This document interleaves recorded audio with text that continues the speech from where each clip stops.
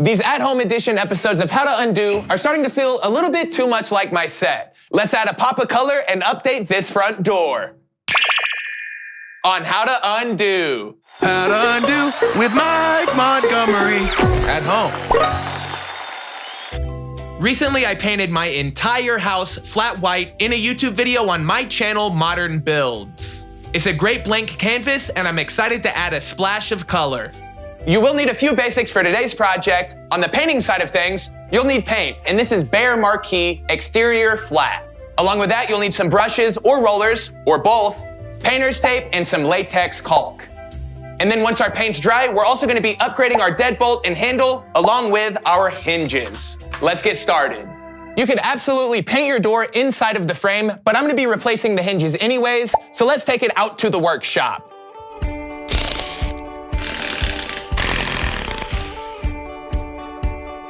All right, we'll see you there. After removing the old, outdated hardware, I used this as an opportunity to sand everything with 150 grit sandpaper and then use latex painter's caulk to seal up any cracks or gaps. Now let's check our color. So this is Breezeway. It's Behr's color of the year, and it's not too far off white. I think it's gonna look awesome on this patio. I think I'll be able to paint everything using this 2.5-inch angle brush. It's wide enough to do our flat panel, and the chiseled edge should be great around all of this trim. And I'm gonna start with the meticulous part, which is cutting in around these 12 panels. I'll make sure and do my best to avoid any drips and runs, and then I'll paint the rest of the door. After this paint cures for an hour, you can apply a second coat if necessary. First reaction, I love this color. It's very relaxing and will complement the white exterior of my house perfectly. My technique isn't perfect, and besides, it's borderline impossible not to have brush strokes, but it is nice if they're all working in the same direction. And when you're cutting in around all of these corners, it's best not to have too wet of a brush. Make sure and scrape the excess on the side of your can so you don't get too much buildup. And this Behr Marquee says it's got 1 coat coverage. We'll let it dry and find out. I had a couple of blobs that I sanded and feathered out a little bit more of that paint. My door uses 3 4-inch tall hinges, and as you can see, I'm using a chisel to square off the cavity so that my new hinges fit. One nice thing is I got to use the original screw holes. Installing a new matching handle and deadbolt was very simple. Just be sure to follow your manufacturer's instructions.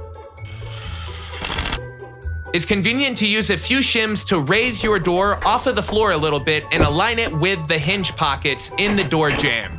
If you've done everything correctly, these new hinges should line up with the original screw holes just like earlier, and the door should close square into your frame. Awesome, now let's go take care of that metal security door. Back at the beginning of the project, I removed the lag screws holding the metal security door frame in place. Careful! And just like the front door, I ran this out to the workshop where I had a DIY paint booth set up. I repeated those same steps to do the back side of the door, and then I let everything cure before handling it. An HVLP sprayer like this is another great option for small to medium-sized projects. Just like this metal security door, all of the perforations in the metal make an HVLP sprayer the perfect tool for this job. The paint I'm using is pretty thick, so I had all of my settings on high, and I made sure to hold my sprayer 6 to 8 inches away from the door, holding it parallel to the surface.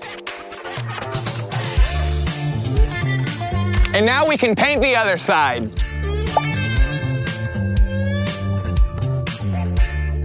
And once it's dry, we can hang it back up. The top piece to the door frame was the first to go in. And while I was at Home Depot, I picked up new lag screws and washers to secure this down. The other pieces slide into place and get held down with 3 screws on each side.